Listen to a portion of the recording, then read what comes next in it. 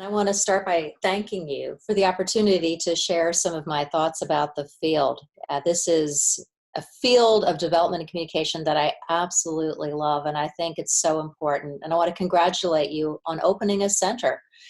So I'm very excited about what you will be doing, and it's really an honor to be able to talk and to contribute to your opening. So this is a field that has gone through a lot of rhetorical change and a lot of interesting shifts in how we think about the work that we do and why it matters. What I'll do is talk a little bit about how we conceptualize development and communication, and then different ways of understanding social change.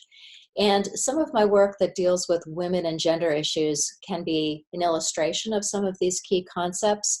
So for example, historically, a lot of our field had looked at whether strategic communication could enhance women's empowerment. But a really important and critical turn then looks at the role of women within gender and power dynamics. So some of these can really be helpful in thinking about some of the bigger pictures. And I like to think about development in a few different ways. At its heart, and historically, development has been about strategic intervention with the idea that there's a public good. But development is also much more than that. Development is a narrative. It's a way of telling a story about why problems exist that then reinforce our understanding of how we can solve those problems. So the narrative piece is important, but also development is an industry. It's an industry where certain organizations and agencies have more power than others to structure the direction of the development narrative and then thus the allocation of resources. So communication also has a really important role here. And classically, we think of communication for social change. So we think of the processes, whether they're participatory or the devices, as doing something to enable social change. But we can also think about development as not only a technology, not only a material artifact, or even not only a dialogic process, but shifting that back, we can also think of communication itself as a narrative, as structuring a narrative, and itself as an industry. We clearly have global communications industries that somehow structure what we're able to do with strategic social change. So all of those pieces are important there. And in some of my own work, I also think about gender within this three-part tier as well. We can think about women in development and how women become visible, but also then how gender matters within that, that articulation, and then global feminist critiques that remind us of the contexts and the diversity and how much these things matter. So I think of gender as important because we need to think of things as more than women's empowerment. I think of development as more than a project, and communication as more than a device. And just some simple examples here that I find important. There's a lot of attention and development to microenterprise and women's programs as using things like cell phone or digital media to promote women's empowerment. And on the one hand, we can look at women's roles as described as consumers, entrepreneurs, also as victims, and being valued as mothers. But if we look at that in terms of gender, then we see that men become valued, particularly Eunice, as saviors. Men get to have the big jobs, whereas women get the small jobs. Women can't be trusted with a big enterprise, only small. And why not think about women in public sector, not just in these small micro enterprise programs? So I also like to be reminded that cell phones and these kinds of technologies that enable these processes are material artifacts, and themselves are created within conditions of labor that perhaps are not always fair, and leave behind waste that is really problematic for our environment.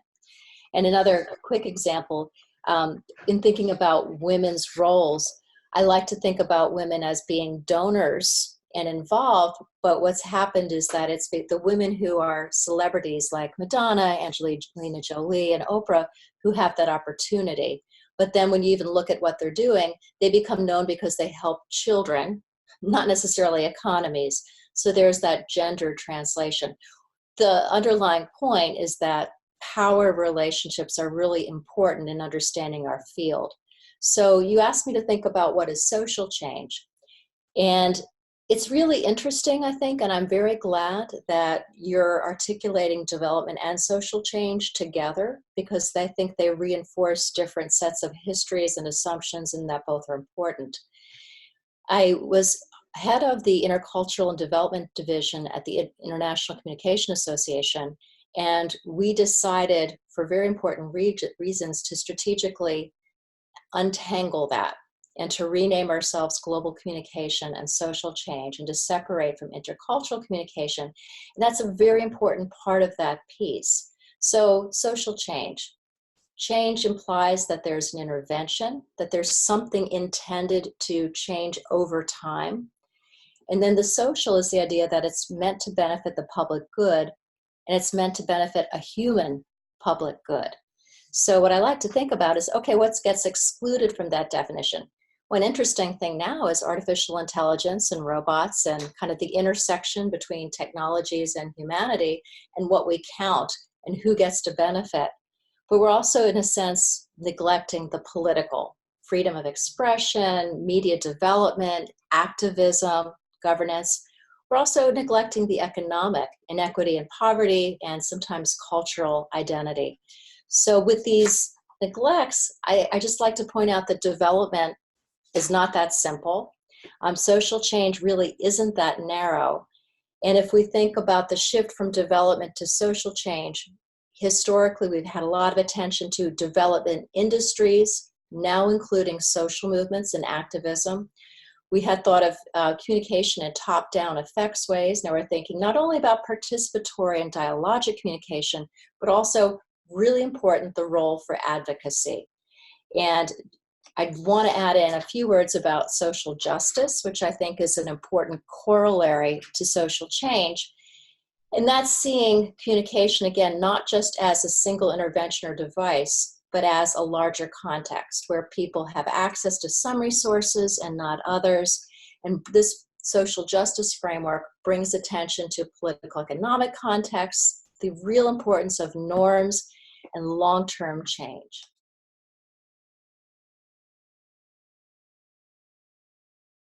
I think development communication is really important to communication scholarship for a few different reasons, 3 different reasons. One is that it's interdisciplinary. Second is that it's about praxis. And third, it's relevant. So development communication is an extremely important way of thinking of communication scholarship, because communication scholarship is interdisciplinary, which means that it enables us to engage in creative problem solving. Our social problems are complicated, and if we only approach them from an economic point of view or a sociological point of view, we're not really allowing ourselves to think creatively about how to solve problems. And that is the beauty of communication. And development communication is so important because it is about praxis. The point of development communication is not only to do research, but to make the research meaningful and to learn from people's everyday experiences and practices. And so that recursive process of learning from practice, having that contribute to research, and that research needs to give back to practice, that makes the praxis of development communication absolutely critical to communication more broadly. And as a communication scholar, I wish more people were interested in that praxis element. The third piece is that what we do is relevant.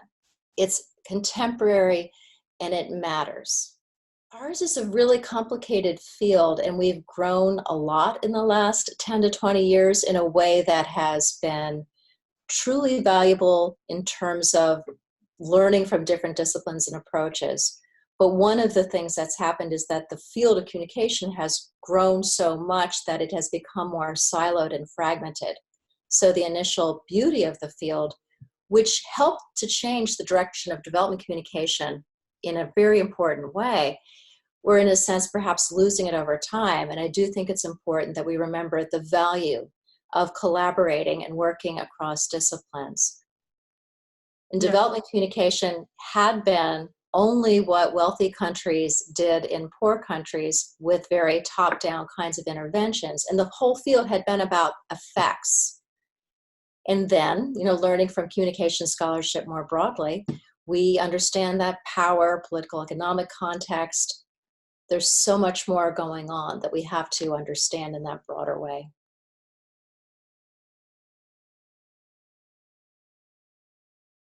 This is one of the reasons why I'm so excited for your center.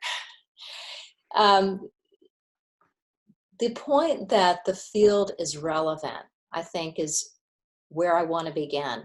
And I want to go back to this idea that social change can be about social justice. So the relevance comes into what we do when we care about the role of communication and social justice.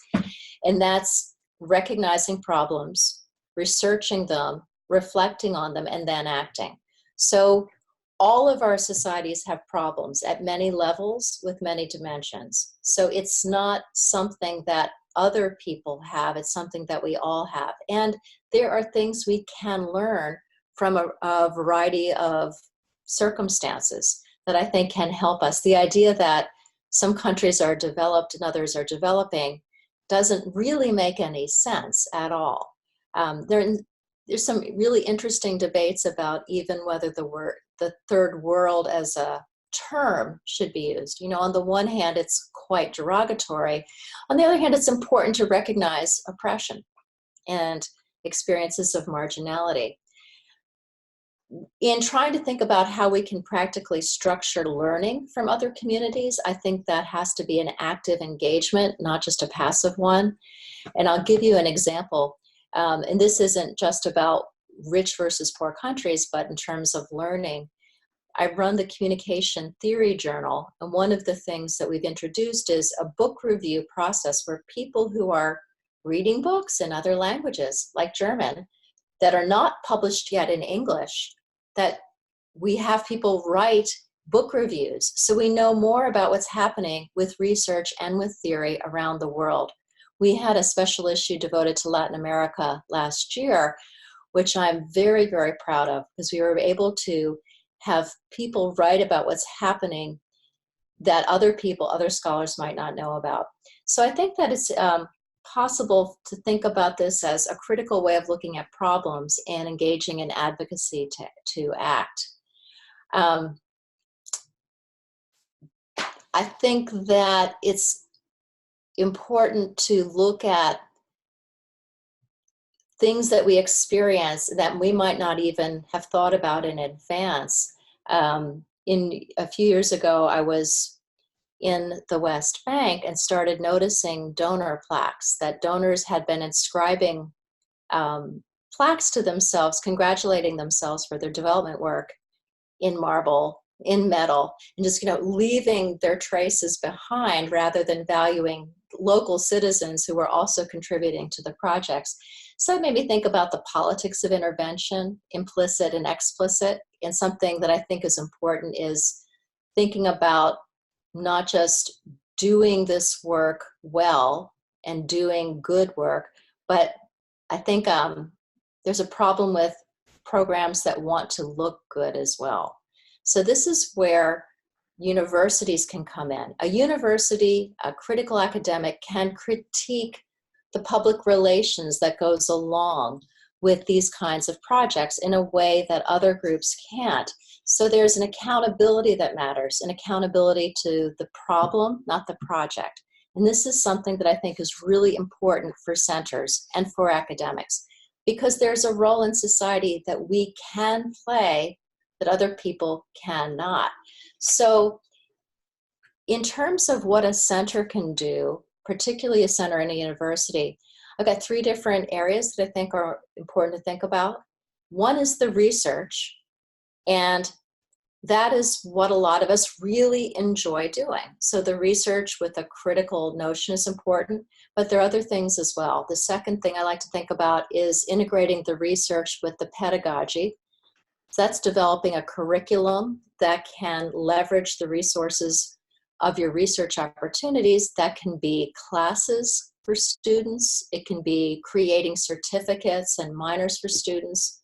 as well as experiences. So the research, the education.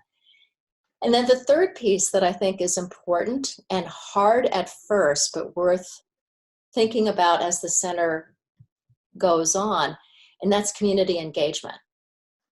Trying to think directly about not only keeping the role of the center within the university, but what can be done in terms of linking with community groups. That could be social movement groups, that they could be nonprofit organizations, it could be bilateral agencies.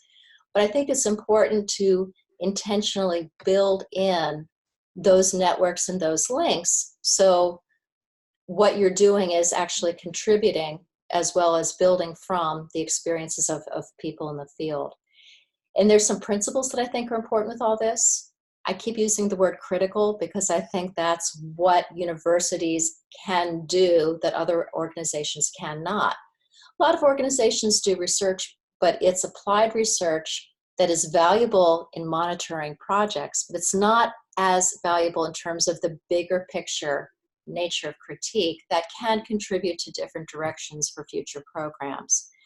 The other issue that I know we all think about, but is important, is the ethics of what we're doing.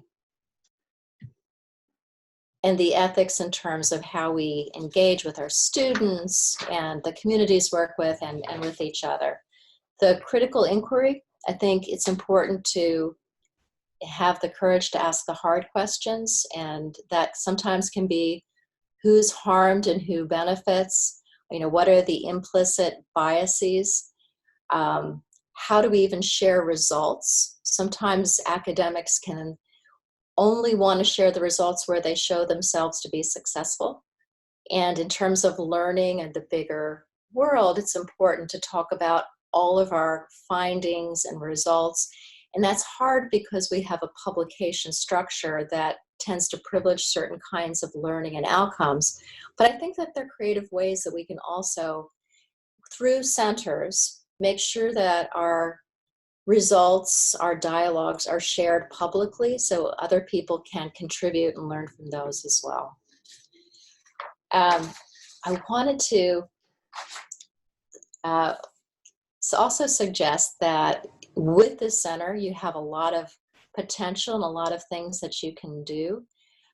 One of the things I would love to see is a global consortia of similar centers. There are not many centers devoted to communication, development, and social change, but there are some.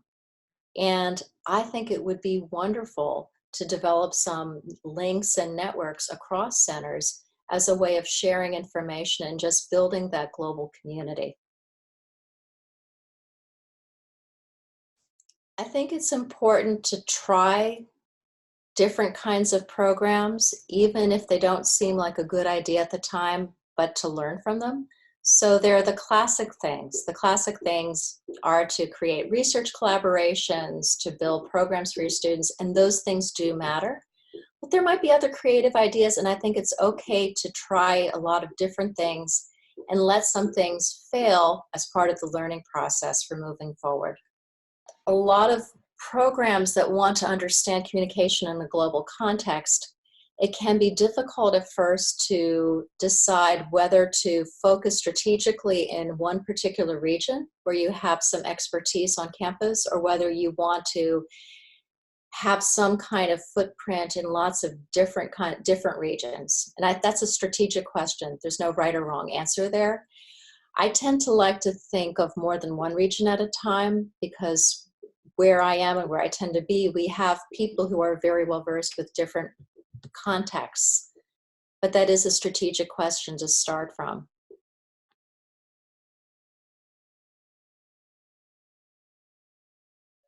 There are so many different ways, not just one way.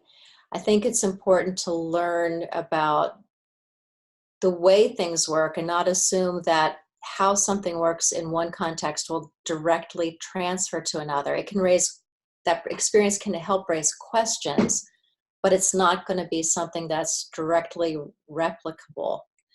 So I have spent some time thinking about activist groups, particularly in Egypt, Tunisia, and Palestinian communities, And even there, the circumstances across these cultural contexts are so different that one doesn't necessarily inform the other and can help us think through the questions, but not necessarily give us all the answers.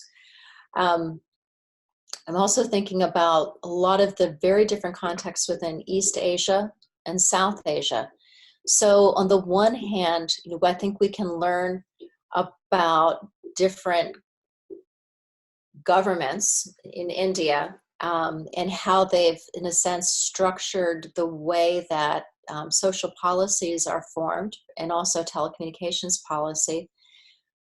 And that can remind us that governments matter, but it doesn't necessarily tell us what would happen in our own countries.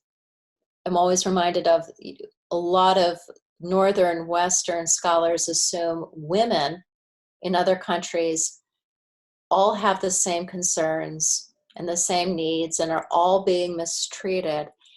And I would love to have more attention to all of the valuable things that are happening in a variety of circumstances and the incredible diversity within countries. A lot of it's socioeconomic, but there are other differences of identity as well that really do matter.